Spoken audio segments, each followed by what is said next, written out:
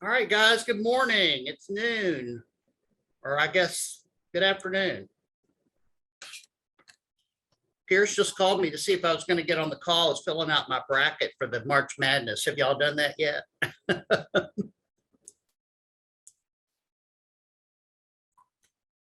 Nope.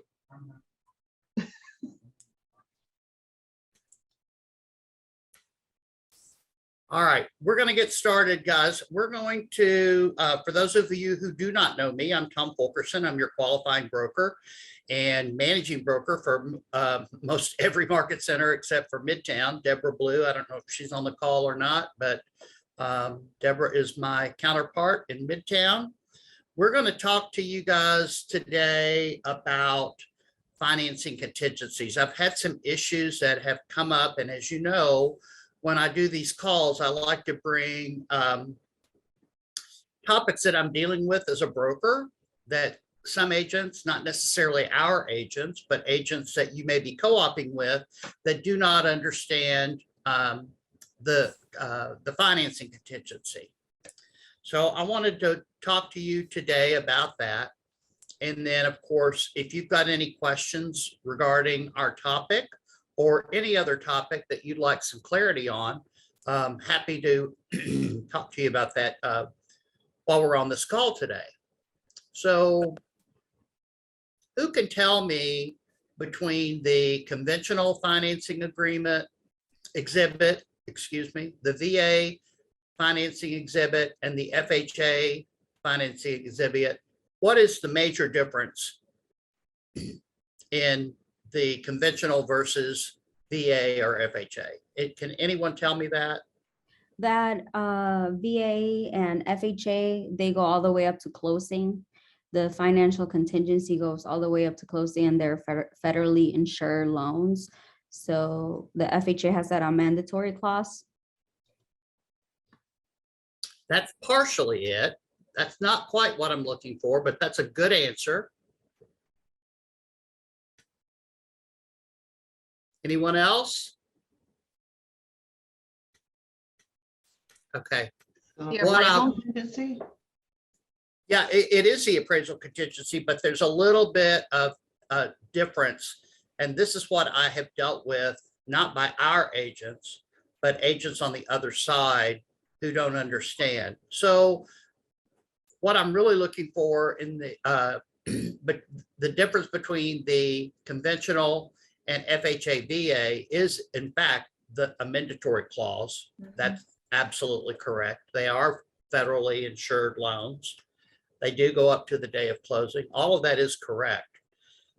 The difference is if you are using FHA or VA and the FHA appraiser or the VA appraiser doesn't appraise the property at sales price, the buyer has the right to terminate the agreement without penalty.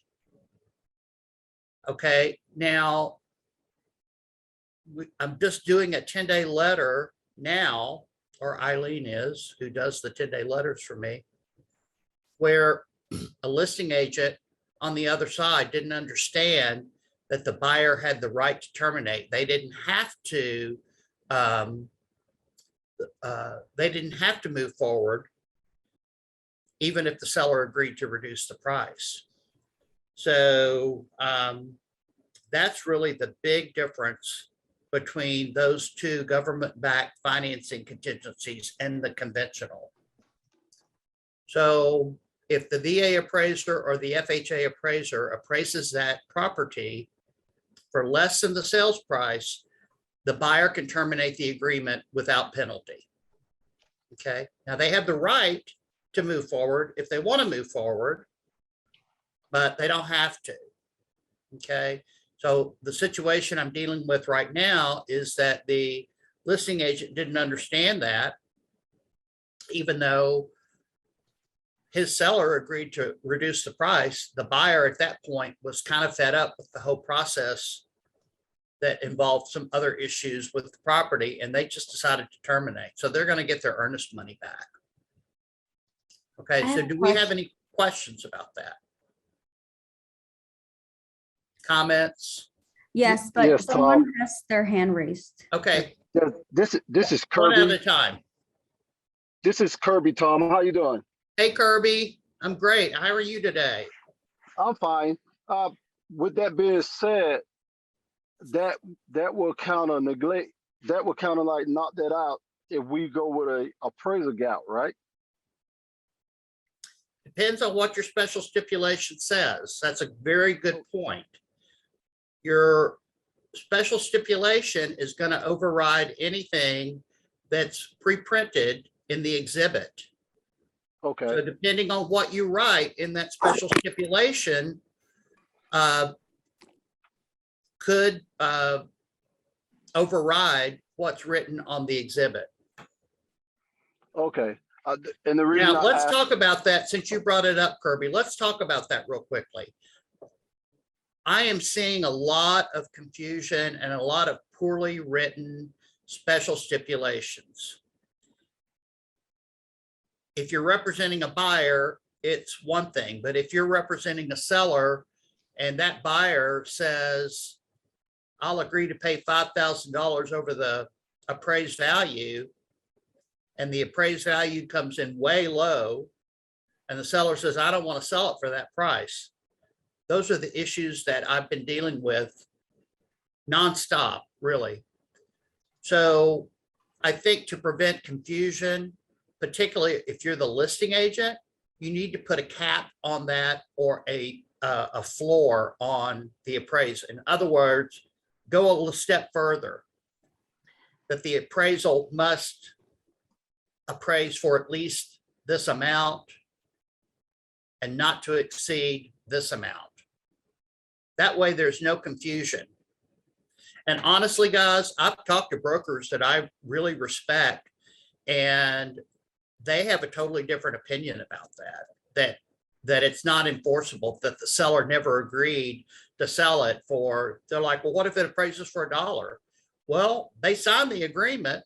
So I don't understand that logic, but I will tell you that I've dealt with brokers who I have a lot of respect for, who claim that that's not enforceable. I don't agree with that, but there's not much I can do about it if I'm not holding the earnest money. Okay, Stephanie, you had your hand up. Yes, so if there's a special stipulation and it's a FHA loan, and they add a special stipulation where buyer agrees to pay, X dollar amounts for in the, like how you said in the house, for to, like, the stipulation to be written correctly.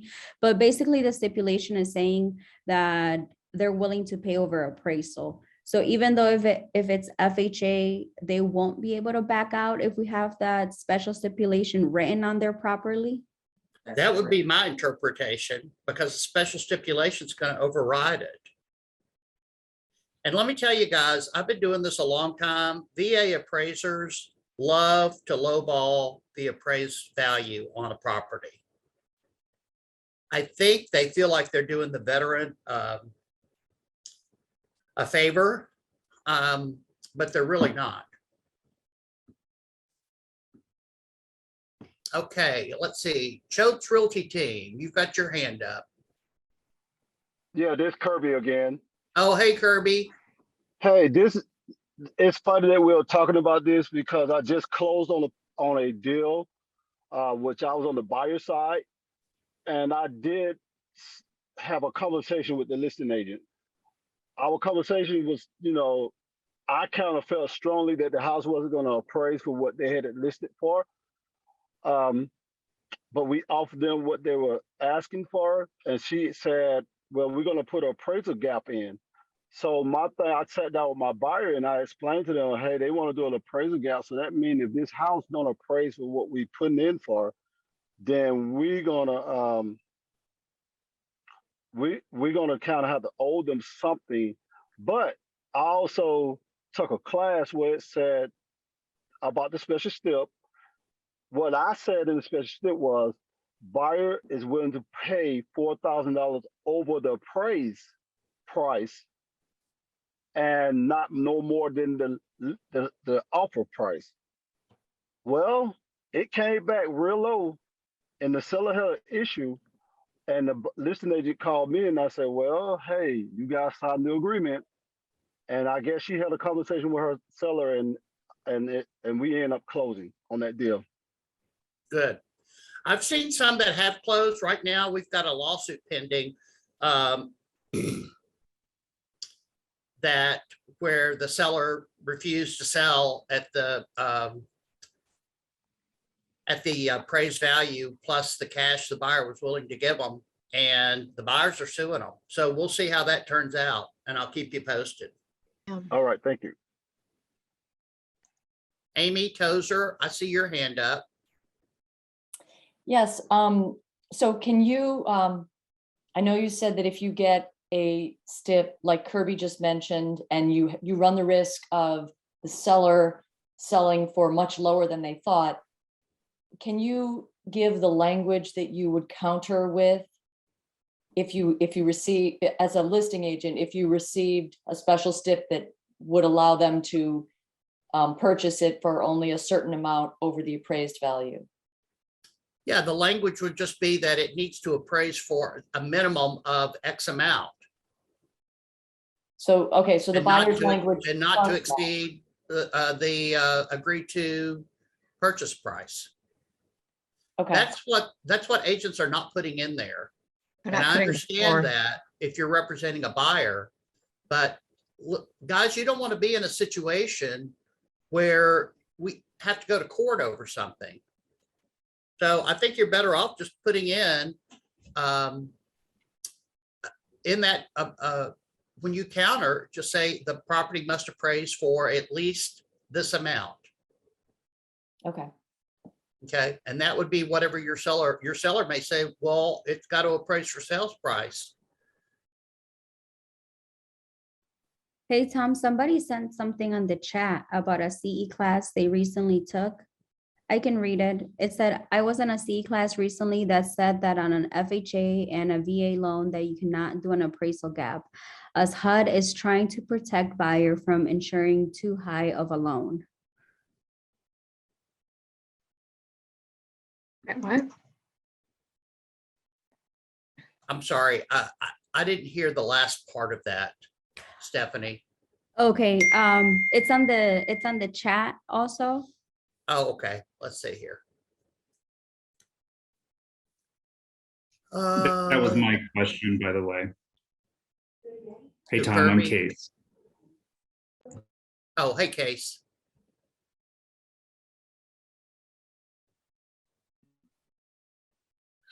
Yeah, I did a CE class. Angie Meza-Smith actually taught it, and they were saying that for FHA and VA loans, that putting the appraisal gap was, I guess, overriding the amendatory clause, and so that they were not enforceable for those types of loans. So I was just curious your take on that, because I did hear that in a CE class, and I know people have different opinions around it. Yeah, I mean, there's technically, there's nothing in the contract that says you cannot write a special stipulation to override.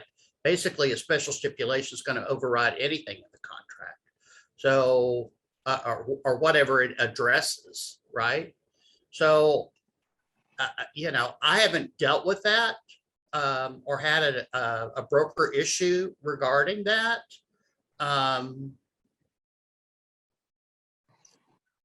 I haven't seen a whole lot of, or any of any that I'm aware of, where people are putting appraisal gaps on VA or FHA. But I don't Okay. see anything in the contract that would prevent you from writing a special stipulation. Yeah, I guess Whether it's it was. enforceable or not would have to be, you know, but a judge would have to say. Okay, Well, yeah, I guess she was saying it was something from HUD that they were now starting to say on some of the loans, but I could ask some lenders and see what they say. So thank you. Yeah, I mean, that would be an interesting, I'll talk to some lenders about it too, but Case, if you could help me with that, that'd be great. I mean, really, anything that you're writing in the contract that has to do with the loan could be run by the loan officer. So the loan officer might say you can't put that in there if you're going FHA or Exactly. VA. Okay, thank you. Sure. Thanks for bringing that up. That was a good question. Hey, Hey, Tom, this is Barbara. Oh, Hey, Barbara. I just wanted, how is everybody doing today? I just wanted to see if I could add a little more clarification to that FHA and VA question. With FHA and VA, they just like conventional, they are guaranteeing the loan up to a certain amount, and that is whatever that appraisal amount is. Okay, so if you put in an appraisal gap that you're going to pay, and for this scenario, I'll say $10,000. If you're going to pay $10,000 over that appraisal gap, that just increased the risk for FHA and VA. So now they feel like you are purchasing a property that is not worth their value. That was my comment. Well, I mean, both of those forms allow the buyer to move forward if they want to move forward, but they would have to come up with the cash to do so. And that's correct.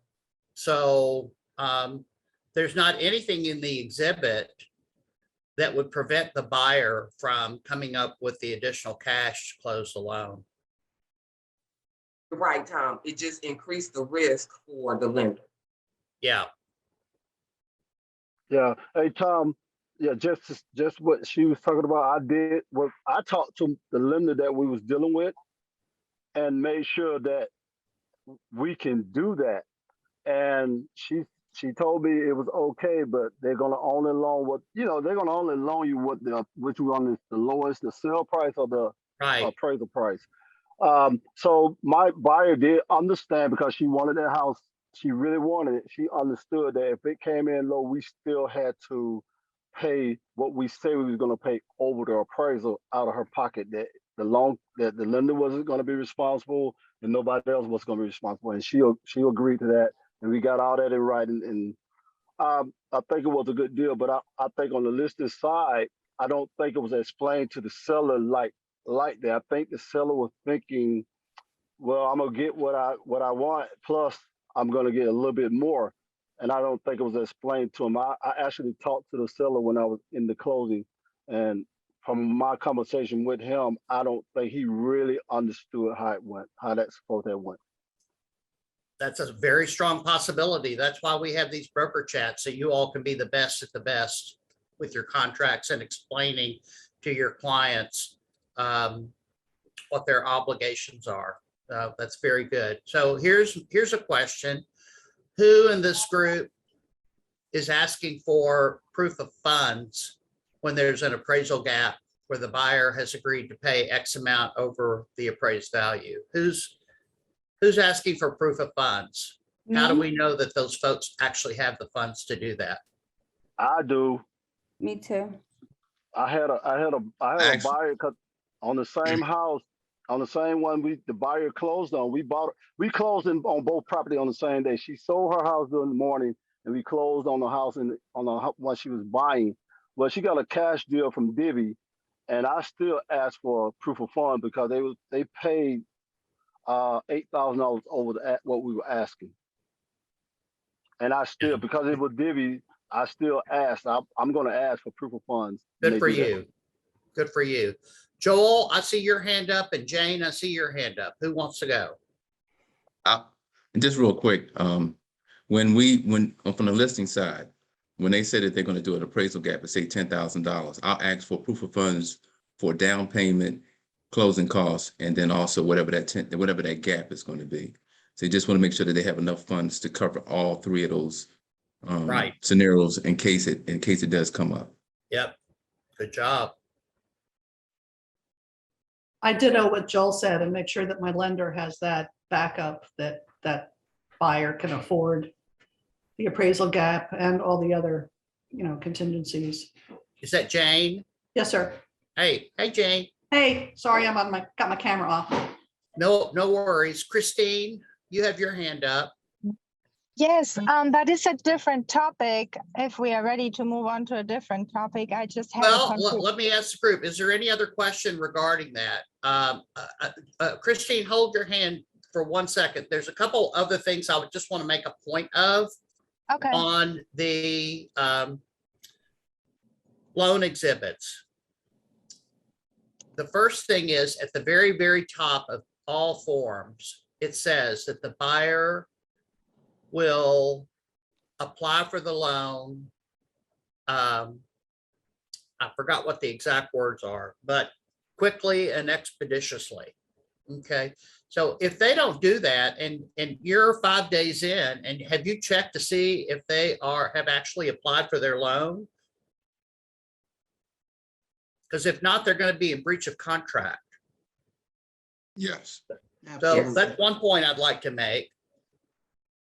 The second point I'd like to make is for the seller, if you're representing the seller and the financing contingency date comes and goes, you have the right to request the lender's approval. Okay, and if they can't give you that within X amount of days, the seller can terminate the contract. Is So that the sometimes that commitment might be letter? a strategy that you want to take a look at. If you've got multiple offers and, you know, you take a deal and the financing contingency goes, I probably, if I were the listing agent, ask for where they are with getting the loan approved. And if they can't give that to you, then you might want to move on to your next offer. Is that the Hubert, you have, commitment letter? go ahead. Is that the commitment letter? Commitment letter, yes. Good God, in this market. have a everyone needs question read to your the- underwriting. Go ahead. This is Christine, your Christine. hand's up. Go ahead. Yes, so if you move on to the next offer and you terminate this current offer because they haven't started the loan process, would you move on to the next offer? I mean, would you have the next offer already as a binding backup offer? Because you don't want to terminate and then go back to the other offer and they might have already found something else. So does that make sense? Like I would to I probably would have a the backup offer in already place. Oftentimes our backup signed. offers are stronger than the ones that we're working with. That's just a way for the seller to possibly get out of the contract if they do have a strong backup. Mhm. Okay, yep. Hubert, I see your hand up. Always nice to see your face. What's going on? Hey, so kind of in line with the financing contingency, when it comes to option money and, making sure that's, credited towards the buyer, and I put that in special steps, as far as, because it is, non-refundable, like how does that need to go down as far as my process standpoint? Is it like a certified check, money order? Like how does that option money get to the seller, from the buyer? And That's to a be very good compliant? question. I had a conversation with an agent yesterday about an offer where they put no earnest money down, but they were giving the seller $10,000 in option money. And, originally when the option money language was put in the contract, it went directly to the seller and it was non-refundable. Now they've revised that language and it can either can or cannot be applied to the purchase price. So I asked this agent yesterday to go back and look at the contract because I'm like, if they check that it could be applied to the purchase price and they don't have any earnest money in the game and they decide to terminate, guess what? That option money is going to go back and you don't have anything. So option money is designed to go directly from the buyer to the seller, and it should be non-refundable. That's my take on option money. Otherwise, just put down more earnest money. And what form does it need to be in? Like money order? Like can it be a Zelle? Like what format should that be in? Whatever form they agree to. Oh, It could okay. be a check, it could be cash, it could be a wire transfer to their account. Whatever form they want it to be, it's between them. We're out of that. That doesn't have anything to do with the brokerage. That's between buyer and seller. Gotcha. Okay, thank you. You're welcome. When I used option money, the lender asked me to have them write a certified check so they could source the funds if they were gonna be using it. So no money orders, I guess, or cash. Gotcha.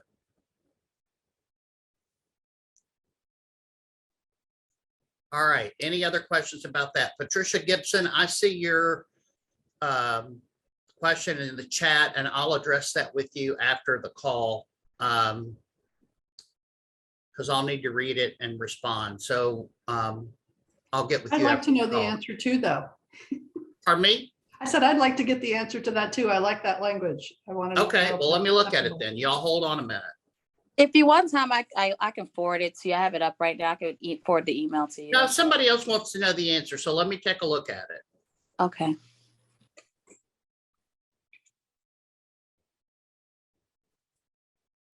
Okay, so I'm just going to read it aloud if you all haven't seen it. How would you interpret the following counter? If the appraised value of property comes in below sales price, then buyer shall pay up to $10,000 above the appraised value, not to exceed the purchase price.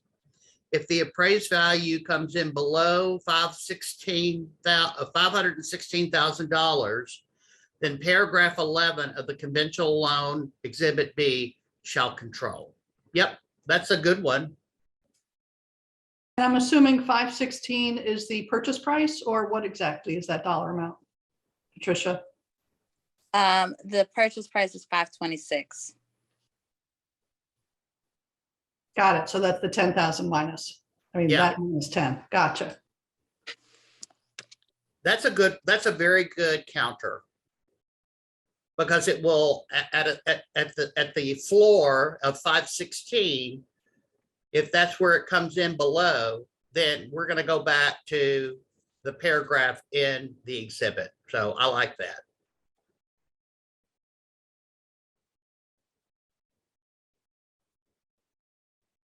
All right, that's basically what I wanted to go over with the loan exhibits. If anybody doesn't have any other question, those are the issues that I deal with, guys. Also, if I'm a listing agent and it has approved lender in there and they leave it blank, I'm going to want to fill in my favorite lender in that blank, because if you as a listing agent don't know who they're using to get their loan, how are you going to be able to follow up and make sure they've applied? What if they use, a lender that you've had bad experiences with? I think that there always ought to be at least one, I've seen two, sometimes three names in that section of the loan exhibit. And I would want to see that if I were the listing agent, so I'd know who I'm dealing with. Amy, your hand is up again. Yes, I want to go back to when you said for option money, if it's applied to the purchase price and the deal falls through, did you mean that option money goes back to the buyer? Wouldn't it? Yeah, stay? because how can it be applied to the purchase price if the deal falls through? Okay, it just kind of cancels out the whole point of option money, which is this bribe. That's my whole point with this agent yesterday. It's like, Okay. you're better off asking for, out of that 10,000, 5,000 in earnest money and 5,000 in non-refundable option money. Gotcha. That's not applied to the purchase price. Right. Okay. He wasn't real sure because he was driving. And so I had him go back and take a look at that. And we discussed that scenario, that if in fact they said it could be applied to the purchase price and the deal falls through, there's no Okay. skin in the game for the seller. Right. All right, thanks. You're welcome. And non-refundable, does that have to be written in special steps about the option money, or like it has to be written that it's non-refundable? No, you just have to check the box on Okay. the first page of the contract that it is not to be applied to the purchase price. So that means the seller gets it and that's the end of it. I always thought when they inserted that into the contract, it was going to be a nightmare, but I really don't see that many contracts with option money in there, believe it or not.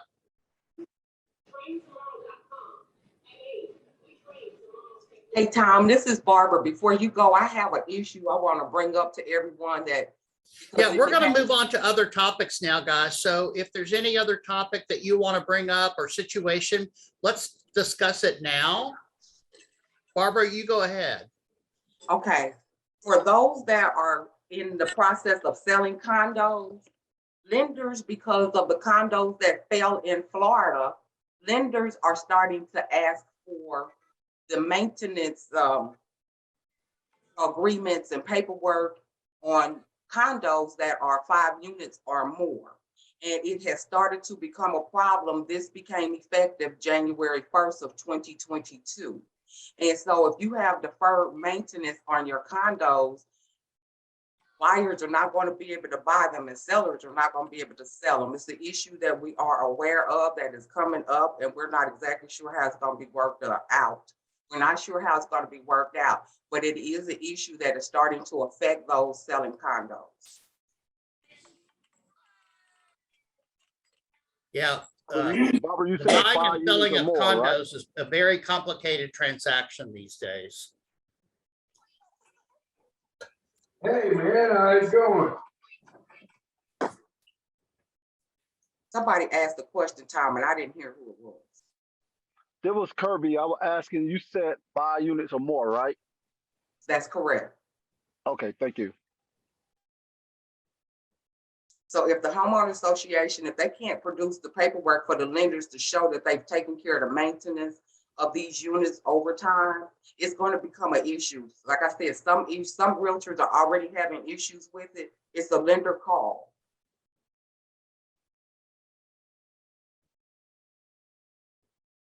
Thank you, Barbara. Okay. What other topics do you guys want to bring up today?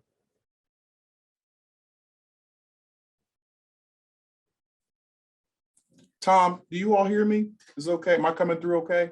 Sure. Yep. I have a question, not on the contingency part that you all were talking about and some of the other matters, but just an unrelated thing. I'm seeing a little bit more these days, and I'm not sure some of the other offices, what their relationships or contracts with FMLS are, but I'm seeing more and more agents not listing homes that are in the mandatory listing area. And they'll have authorizations to show unlisted properties, and they'll also have just various documents and say, okay, well, oh, I didn't have to list it because I already had a buyer, or, you know, pocket listing kind of thing. Can you talk a little bit about how you want to handle that?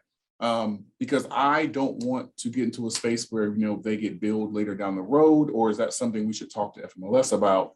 How do you suggest we handle FMLS listing area, that whole conversation?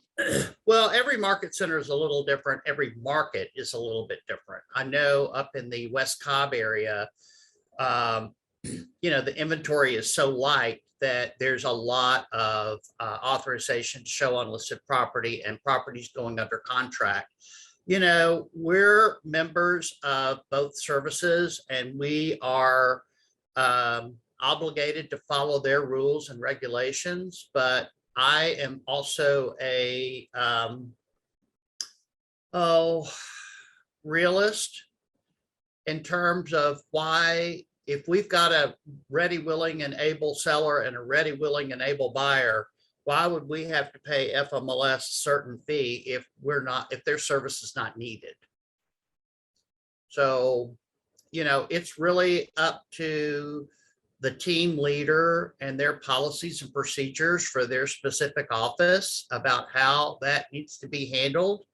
But I know in South Fulton that a lot of agents will put it in Georgia MLS and not put it in FMLS, and that's a no-no. If you put it in one, you have to put it in the other. But if you have an authorization to show unlisted property, it's unlisted, okay? And if a buyer wants to purchase it, in my opinion, we're not obligated to put it in those listing services. It's already sold. Right on. That's why they have that form. Authorization to show unlisted property.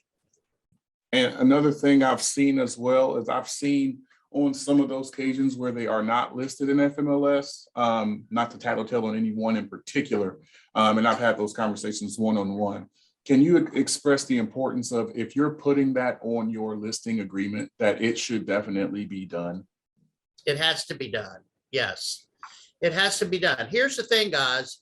If we're not actively opening up our properties that we're listing to the market, to the entire marketplace, you are shortchanging your seller. Okay? Who's to say that I might have a buyer who's willing to pay $10,000 more than the person that wants to buy it as an unlisted property. So I always feel like it's to the seller's advantage to list the property. Now, there are extenuating circumstances around that, and I've dealt with that in my career. You're dealing with an elderly couple who are downsizing, moving into retirement mode, and they would prefer, and we experienced this during COVID, they would prefer to not have their house opened up to the general public. Okay. It has to do with their peace of mind, or it may have to do during COVID, it might have to do with their health or the health of their children. So we've gone through some pretty interesting times in the last 2 years in real estate, but all things being normal in this market, I think, you know, if you've got a seller who wants to sell, it would be in their best interest to list it in both listing services. But Kadar, I know in your world that some folks, some agents are putting it in Georgia MLS and not in FMLS, and they have to put it in both services, period. I'll keep that in mind. When they're gonna find out, you know, FMLS is gonna find out anyway, and then they're gonna hit us with the fee. So don't play games when it comes to that. That's what I wanted to hear. I just want to make sure I'm having the right conversation when I am having those conversations. Thank you. All right, guys, who else has a topic they'd like to share?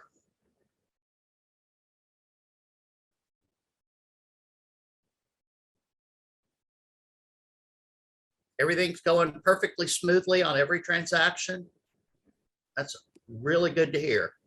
Well, you know, I just want to kind of talk about this just real quick, Tom, is that when you have multiple offers, and I was thinking to myself, and I was like, okay, I got multiple offers, and a lot of people say your highest and best is due Sunday, 4 o'clock, 5 o'clock, 6 o'clock.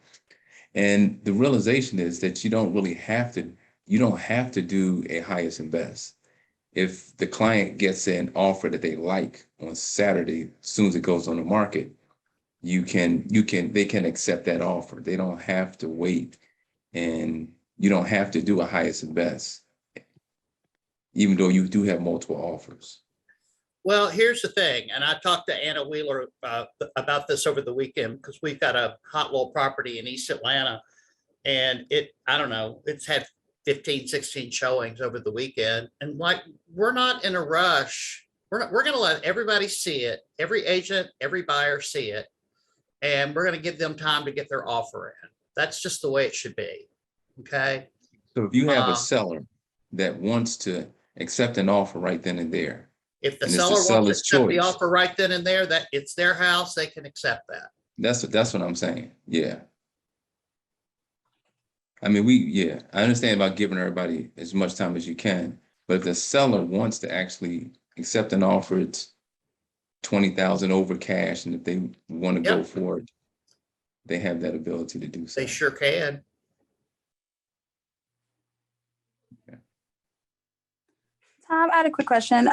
Do you have a minute after this broker hour? For us to get on a call and talk, I just wanted to make sure I'm doing the best for my client. Yeah, just give me a call after we hang up here. Okay, and if you don't mind, can you put it in the chat? Because I'm visiting an area and I left your business card in Virginia. Okay.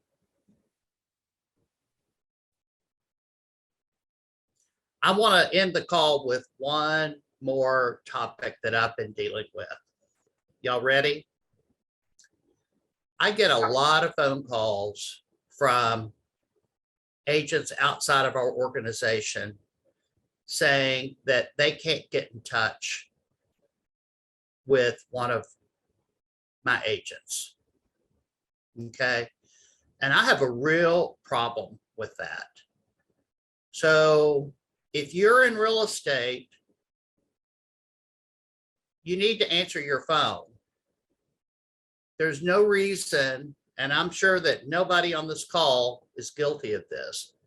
So I'm just saying, I get a lot of phone calls where agents don't return calls, they don't return texts, and then they call me, and that's not a broker issue.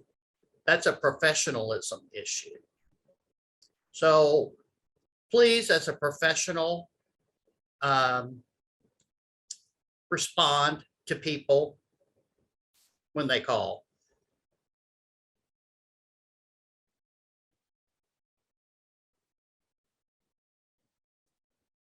Yes, Phyllis, commercial agents are the worst in returning calls and emails. It's really not funny. Right. And you're right, Tom, because it's also one of our articles. It's the violation of one of our articles as the code of ethics. Right. I can't do anything about it if it's an agent who is not a realtor, because they're not held to the same standards that we are. Correct. But we as realtors, if you're in a Keller Williams office in the heart of Atlanta group, I expect you to return your phone calls, your texts, and your emails.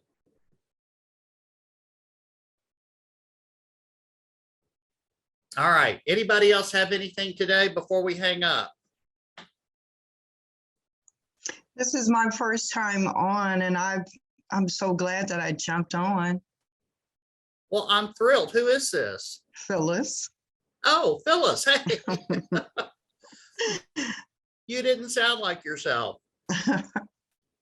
I'm thrilled that you're here too. Tell all your agents that you know to join these calls. They're very, very good. Deborah Blue does an excellent job. She will host our next call in 2 weeks, and she's awesome. And I just think that what I like to bring to the table are issues that I actually deal with currently, okay? So that hopefully I can help you guys understand where we're at in the market and to not make the same kind of mistakes that other folks are making. Because I truly want every agent in the heart of Atlanta group to be the very, very best that they can. All right, guys. Yes. I just want to say Phyllis was probably trying to say she didn't sound like herself because yesterday was her birthday and she was probably partying so much. Happy belated birthday, Phyllis. Is that it? Happy belated birthday. Thank you. Yeah, I did party hardy, Tammy. And, I feel it today. That's great. But I'll get it together for my 3 o'clock closing. I am so glad to spend some time with you guys today. I appreciate each and every one of you. I'm so happy that you took the time to join us and participate on this call today. And I hope everyone has a wonderful week. We'll see you in 2 weeks. Thank you, Tom. Thanks a lot. Bye-bye. Thanks.